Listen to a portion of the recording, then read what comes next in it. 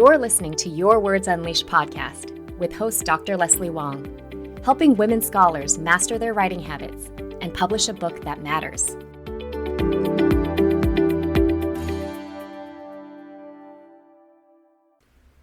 Thanks for joining me today, writers. I hope things are going well for you as the days start to get shorter and the air cooler, at least where I am in Boston. It's the season of flus, the cold, and of course COVID, so take care of yourselves. I myself am just getting over a nasty cold I caught from my toddler, but I'm glad to be on the mend now. So as you probably know, one of the main goals of my podcast and my coaching work is to help people demystify the academic publishing process. I have a huge pet peeve about how little clarity or uniformity there is when it comes to publishing a book. Not only is it challenging to write the damn thing, but then it's left up to you to figure out how to get it out into the world and into the hands of readers. When I was a junior scholar who was struggling to revise my dissertation into a book, I was so confused because everyone around me seemed to have a completely different path to publication. I knew folks whose advisors introduced them to their editors, and others were highly sought out by presses because they won prestigious awards. And then I noticed that some people had advance contracts, while others had regular contracts. I had no idea what the differences were between the two, and also no clue about how to go about getting either one. So today I'm going to try to clear up some misconceptions about contracts and clarify whether or not it's in your best interest to obtain an advance contract for your manuscript. In a nutshell, it depends, and I'll explain all the reasons why and help you sort this out for yourself. You can find the full transcript of this episode at yourwordsunleashed.com/18. So let's start by talking about what an advance contract is and how it's different from a traditional book contract. The short explanation is that an advance contract is a legally binding document that publishers issue to authors based on a proposal and typically 1 to 2 sample chapters. Basically, if you receive one, it commits the press to sending out your manuscript for peer review when it is complete, and then publishing your book if those reviews are positive. And if you sign it, it commits you solely to this press, unless something happens and you need to be released from your contract. For the most part, an advance contract demonstrates clear interest and investment on the part of the press. And although there's no real data on this, it seems like the vast majority of people who receive advance contracts do go on to have their books published by the press. And in fact, editor Laura Portwood Stacer ran a Twitter poll on this very question and found that less than 1% of advance contract recipients had their contracts canceled by the press, while another 1% chose to break their own contract. So very low. In short, the work of issuing advance contracts takes acquisitions editors considerable time and effort, so you can rest assured they have substantial confidence in your book project. But it's important to note that not all presses offer advance contracts, especially when it comes to first-time authors. For example, for my first book with Stanford University Press, I initially submitted my proposal and 3 chapters to then acquisitions editor Jenny Gavox. She expressed interest, but stipulated that the press wouldn't send anything out for peer review until the manuscript was complete. And while I was disappointed, it was still a wonderful experience because she met with me several times throughout the next year to develop my ideas further, and this really strengthened the manuscript. What's also great is that Jenny and I are still working together many years later, and now she's a developmental editor helping me develop a proposal and intro chapter for my 3rd book. So as you're talking to acquiring editors, you need to clarify whether they will offer an advance contract. But first, you need to decide whether it's worth it to you to try to get one. So to help you figure this out, first I'm going to list out all the pros, followed by the potential cons. So the pros. Number 1, it can help your career.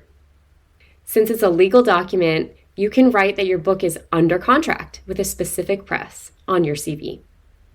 Contracts are impressive They help you stand out from the crowd and might even count towards your publication record, though this is something you'll want to clarify with your department and your institution. Number 2, it can provide external motivation, reassurance, and accountability.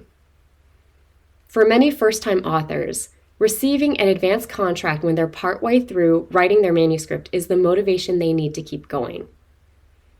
Knowing that a press is backing your project provides a huge boost of confidence.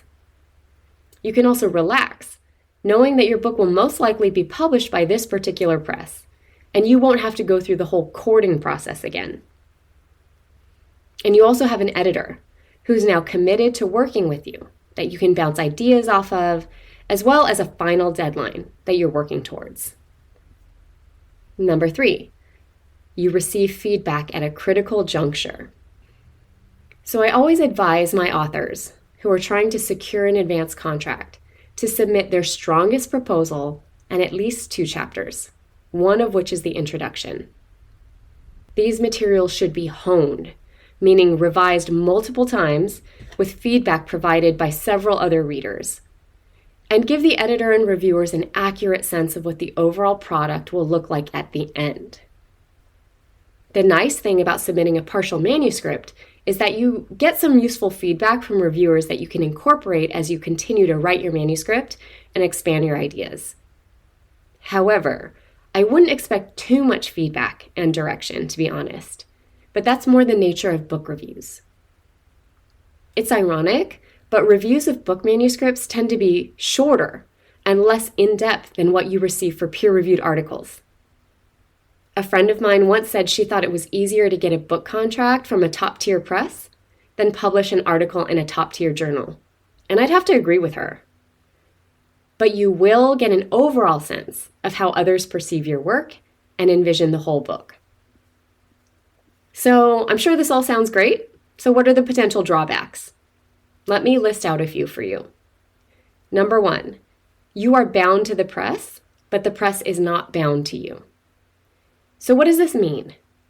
Essentially, because this contract is issued in advance of seeing your full manuscript, the press could legally cancel it if the second round reviews are resoundingly negative. Again, the likelihood of this happening is very, very low, especially since presses try to send the full manuscript to your previous reviewers. But what this means is that you are legally bound to publishing your manuscript with this press after the full review, even if another, more ideal press comes along and expresses major interest in your work. So in essence, you're limiting your options, and some folks might feel better about this than others. Number 2, your manuscript needs to go out for a second round of review.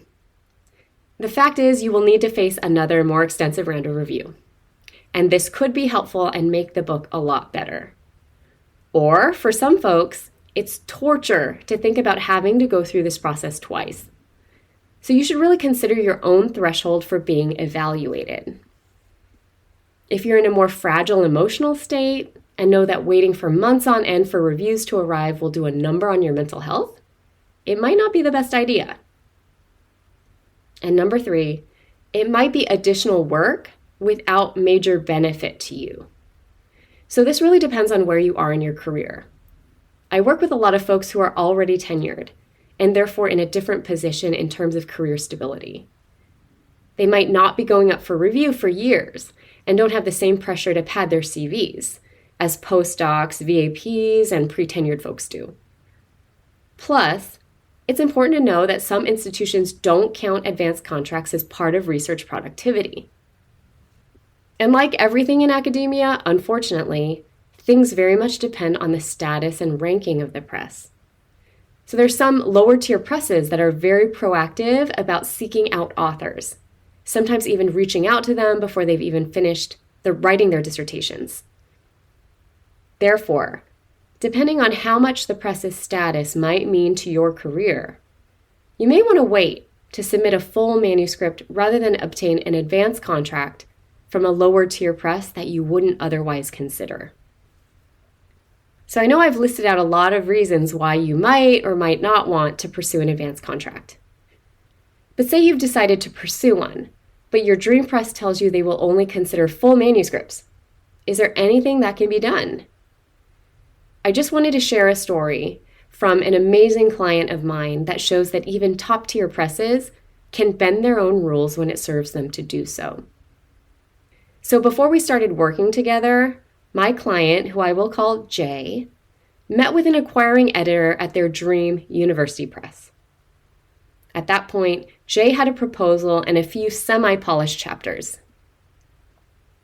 The editor expressed interest in Jay's topic, but conveyed that the press doesn't offer advance contracts and to come back once the full manuscript was completed. And when we started working together, Jay felt totally dejected and was having a hard time moving forward on the manuscript. And this really felt like a rejection. But after a few months of coaching, Jay decided to pursue an advance contract and sent 4 different presses, the proposal and 3 chapters, which by this point were highly polished. And all of them expressed interest, including Dream Press. In the end, Jay decided to send their materials out for review with 2 of the presses and ended up receiving an advance contract from Dream Press within the span of about 2 months. Long story short, if your ideas are compelling enough and other presses are interested too, the ball is in your court. So I hope this episode has helped to shed some light on the issue of advanced versus regular or traditional contracts. I'm of the opinion that advance contracts are a good thing to have. They're motivational, provide accountability, and give you feedback partway through the writing process. But ultimately, the decision is yours, as it depends on where you are in your career and what you want to get out of the publishing process. And if you've got any more questions about this, feel free to send them along to me. Take care of yourself, and I'll talk to you next time.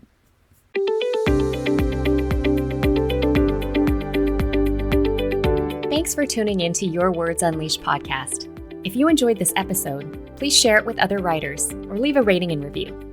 To find the full transcript and catch all the latest from me, check out my website, yourwordsunleashed.com. I'll talk to you next time. Happy writing!